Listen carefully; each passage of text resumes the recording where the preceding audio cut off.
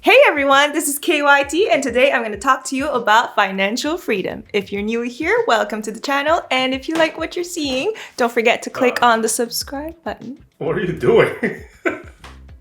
I'm just... Hey everyone, my name is KYT and welcome to Canadian Finance Simplified, where I share easy steps that I'm going to take to achieve financial freedom. Gotta give a shout out to my wife for that introduction, but unfortunately for you guys, you're going to be stuck with me for the rest of the video. In this video, we are going to be talking about the RESP, the Registered Education Savings Plan. It, like the RRSP and the TFSA, is just another government tool that is really powerful and useful.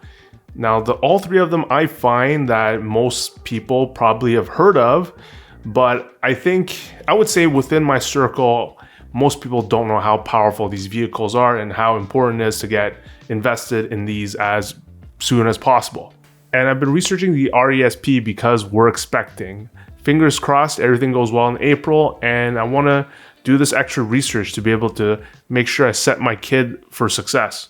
So what makes the RESP so awesome? Well, the Registered Education Savings Plan is so awesome because, first of all, it's a tax sheltered account. So that means the investments and the grants you receive in the account can grow over time tax-free. Now, I just mentioned grants, and I think that's the best part about this whole thing. I think that's the thing that will most motivate parents or would-be parents like myself to be motivated to save for our child's education. And that's because of the amount that they give us. For example, if you deposit $2,500, they will give you 20% to 40% of that amount, depending on your income level. So let's say 20%, the minimum, to that $2,500 per year. So that's $500. So $500, they'll match it up to a lifetime maximum of $7,200. But again, that's a lot of money. So if you just deposit $2,500 every year and just get that $500 bonus grant from the government, and you save it until the kid is 18 years old, even if your investment performs at a conservative 4 to 5%, the kid's gonna receive $80,000. Now, I for sure did not have $80,000, but thankfully my dad was a baller. No, he had a good job, and he was able to provide for me and my sister's education. He was a boss, and now I don't have his boss salary, so I'm gonna have to invest super wisely to be able to match what he provided for me in education at McGill, one of the most prestigious university in the country at the time, and maybe still is. And I want to be able to do that for my kid in case he wants to go to university.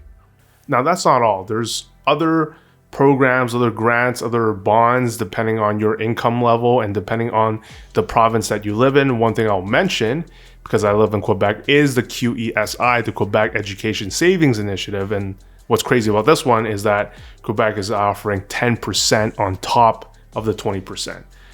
So that's crazy. For every $2,500 I put in, I'm going to get 10% extra from the Quebec government and then 20% from the CESG. But that 10%, the lifetime maximum is $3,600, but I'm not going to complain. That's kind of crazy. $3,600 extra from Quebec, $7,200 from Canada. Now, to round up all of this talk, what happens though if your kid does not end up seeking post-education, post-secondary education? Do you lose all the grants? What happens? Is that amount that you invested gone or wasted? No, there are many scenarios. First of all, the account can be opened up to 36 years. So your kid has a chance to change their mind at a pretty late point in their life, and maybe they decide later on to seek post-secondary education, and during that time when they're deciding or doing something else, the investment can keep growing. Number two, you can choose a different beneficiary. Usually it's probably going to be a sibling, a younger child that you have at a later point, possibly, who knows. But if that's not used, if the amount is not used for education purposes, then you will understandably, but unfortunately, lose the grant money. Now, at this point, you have an account, an RESP account, with your initial contributions and the income, or I mean the earnings rather, that's generating from the initial contribution because you invested it. So the initial contribution amount, the one that you put in, not the gains, that can be withdrawn at any time tax-free. Now the gains, however, that will be taxed at the usual level, depending on who withdraws it and who receives it. But on top of that, a 20% penalty is applied.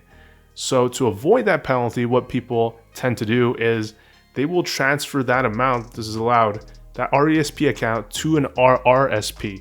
So I would be doing that to my RRSP, provided that I have enough contribution room in my RRSP to make that transfer. So for that year, I have to make sure that if I have $50,000 to transfer, that I have $50,000 in contribution room in my account or my wife's account. That's what I have to make sure of, but that's to avoid that 20% fee. Now, before you go out there and rush to get an RESP, and actually I don't know why you would unless you just recently got a kid or you didn't realize the RESP was a thing, but before you do that, the most important thing to know is that all these different investment platforms, these banks, these RESP companies, they might operate differently. They might choose to invest the RESP funds that you deposit in different ways. So for example, some banks might have a set amount of funds that they want you to choose from, and you'd be restricted to pick one of them. Some might allow you, like QUESTRADE, where I want to open my RESP. They might allow you to pick any stock or ETF, just like you would in RRSP and in TFSA. But then there's other RESP companies that have their own set, strategy. And when you're investing in them, you might not realize that you're committing to that strategy. So that's important because if you've been watching this channel, we think that the best strategy is a low-cost index fund or low-cost ETF. And when you look at, for example, places like Desjardins that once you try to set up an account, it starts recommending these funds that have an MER of over 2%. And then you have another company, Knowledge First Financial. Not only does it have a MER of at least 1%, as it shows here, it also has some sales charge. So it's important to be aware of that. And when you look at these percentages, you might be like, oh man, it's only 1 to 2%. It's not a big deal. But well, it actually is a big deal, especially if you're investing in something that you're going to keep for 18 years. That 1% difference is going to add up. Remember, 1%, like I'm going to talk about in a future video. If we eventually want to make it to $1 million, 1% is $10,000, 1% difference in fees. That's a huge difference. So when you open, wherever you open, make sure they allow you the flexibility of choosing whatever fund that you want. And if you're in agreement with me that the best strategy is a low-cost index fund, of course. And that does it for this video. I hope I was able to bring something new to the table for some of you, and I'll see you in the next one.